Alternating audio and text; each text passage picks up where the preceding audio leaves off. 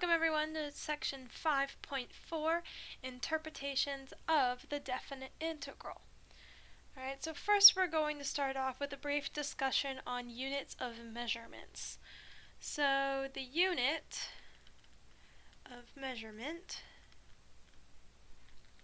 for the definite integral a to b of f of x dx is the product of the units for the function f of x and for the variable x. Alright, so if they both have the same units, then the integral is measured in units squared. Okay? So example 1 is going to give us a few options to practice the measurements for an integral. So we're supposed to explain in words what the following integrals represent.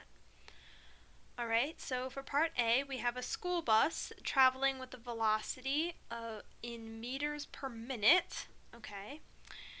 And so we're asked, what does the integral from 0 to 60 of the velocity represent if t is in minutes into the school bus's route? Okay. So we're starting at t is equal to 0. Alright, going up to t is equal to 60, and t is in minutes. So this means our entire time period is 1 hour, right? Okay. And we just learned that our units are the units for the function times the units for the variable. So the units for v of t, I'm going to do box v of t. Okay, so this box is just a way to say units. This is going to be meters per minute. And remember, per means divided by. Per is supposed to be minute. Okay, and the units for t is in minutes. Okay, so we have meters per minute times minute. Well, the minute's going to go ahead and cancel out, and we will end up with meters is the unit for the integral. Alright, so let's go ahead and put all of this together. What does the integral from 0 to 60 tell us? So if we go ahead and calculate this integral, we'll get out a number, okay, and the number will be measured by meters. So let's say we get 10 meters out of it, okay. Well, the time went from 0 to 60. So this integral represents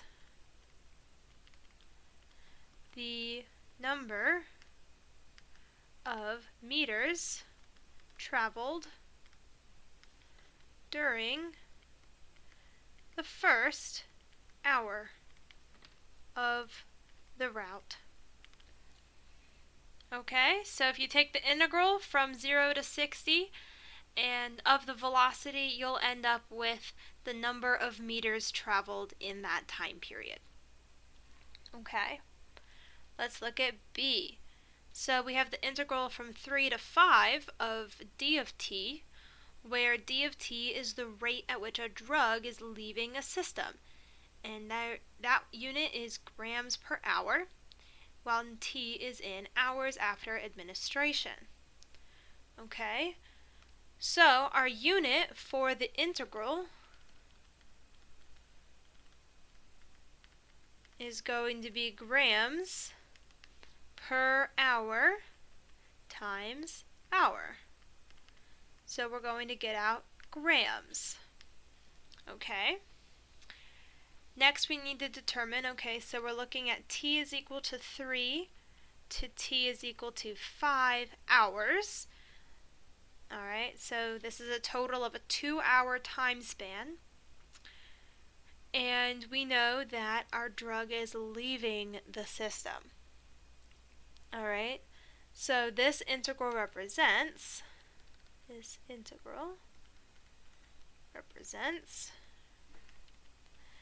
the number of grams that leave the body or leave the system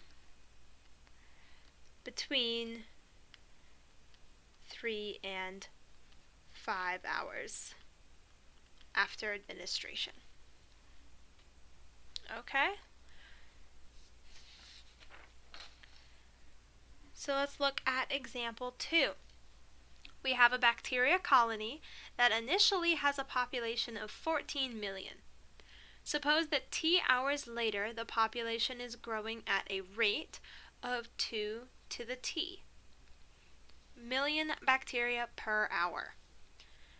Alright, so we need to give a definite integral that represents the total change in bacteria population during the time t is equal to 0 to t is equal to 2. Okay, so integrals represent total change or accumulated change, right? So we need an integral. We're given the bounds from 0 to 2. So from 0 to 2 of our function of our rate. So our rate was given as 2 raised to the tth power. So 2 to the t. And then we're not done. We need to bookend our integral with respect to t. Alright. So this is our integral that represents the total change. Well, part B asks us to find the population at t is equal to 2.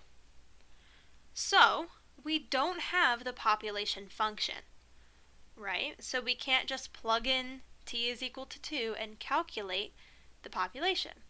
However, we have the initial population of 14 million. And we know the rate at which it is changing. So we can go ahead and find the total change over the first 2 hours, and we can add that to what we started with. Alright, so first we need to calculate our definite integral that we just came up with. Alright, so if we plug this into a calculator, we will get 4.328. So this is, if we think about our units, this was million per hour times hours. So we'll get million of bacteria.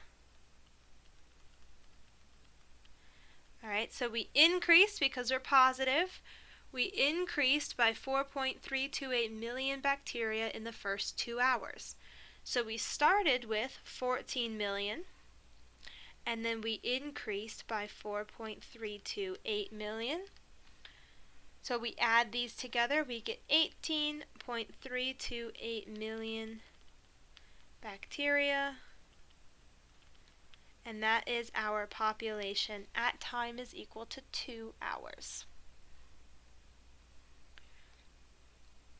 So example 3, we have the rates of growth of populations of 2 different species of plants.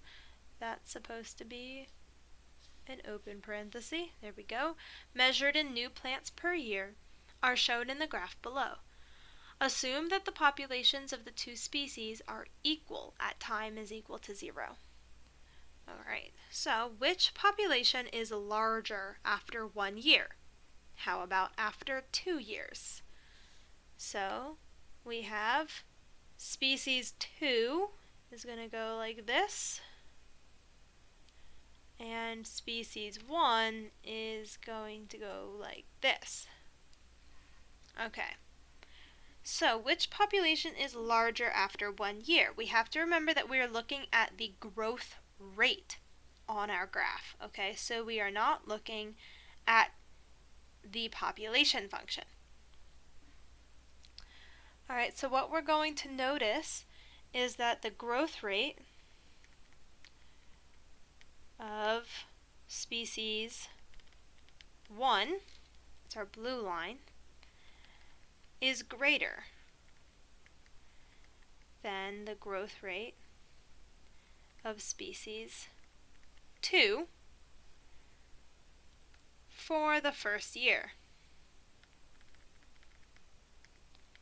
All right, we can look at that in our graph if we go ahead and look at this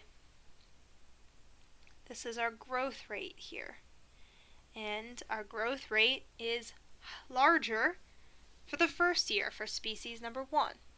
So if the population started off the same at t is equal to 0, and one increased faster than the other, okay, then our population, so species 1, all right, has the larger population.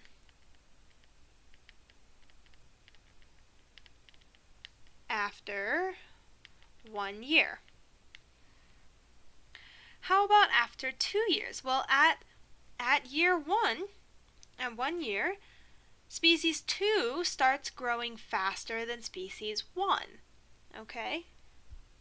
And so it's a little bit less clear. Obviously it grows faster, but we don't know how large they were to begin with, okay?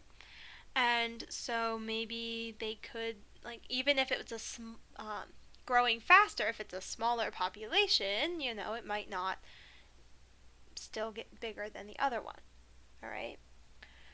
So let's go ahead and look at the area. So we know, let's move this down for a second. We know that the area for species number 1 is from A to B, so from 0 to 2, of the rate for species number 1. Okay, and area 2 is the same integral, but for the second rate. Okay, so this is going to tell us overall which one increased the most. All right, so which area is bigger? So let's go ahead and take a look. Does this area look bigger? Or does this area look bigger? In this case, it's not an exact answer. It's more of a rough estimate. But to me, species 2 looks like it encompasses a greater area. So after 2 years, species 2 has the larger population. After 2 years. Right, because they started out with the exact same population. So if one increased more, then that one will have the larger population. Alright, and part B asks us how much does the population of species 1 increase during the first 2 years. So we can use the counting boxes technique to go ahead and estimate this one. So I'm going to clear this off. And we just want to look at species 1. So we want to go ahead and count the boxes in here. I counted that there's roughly 21 boxes. So all under the growth rate for species 1. So I'm going to say roughly 21 boxes under the growth rate for species 1. So what do we need to know in addition to the number of boxes in order to calculate something meaningful? Well, we need to know the area of each box.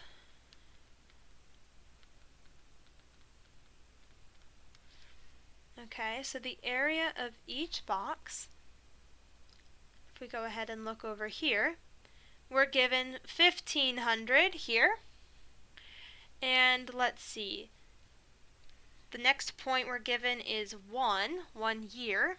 And how many boxes are in between here? We have 1, 2, 3, 4, 5, 6, 7, 8 boxes. Okay? So the area of 8 boxes is 1 times 1,500, 1 times 1,500. So if we want to get the area of 1 box, we need 1,500 divided by 8, which is going to give us 187.5 area of 1 box. So the total area, which is the total amount of change, is going to be our number of boxes times each box's area. And so we end up with 3,937.5. So the population of species 1 increased by almost 4,000 plants during the first 2 years.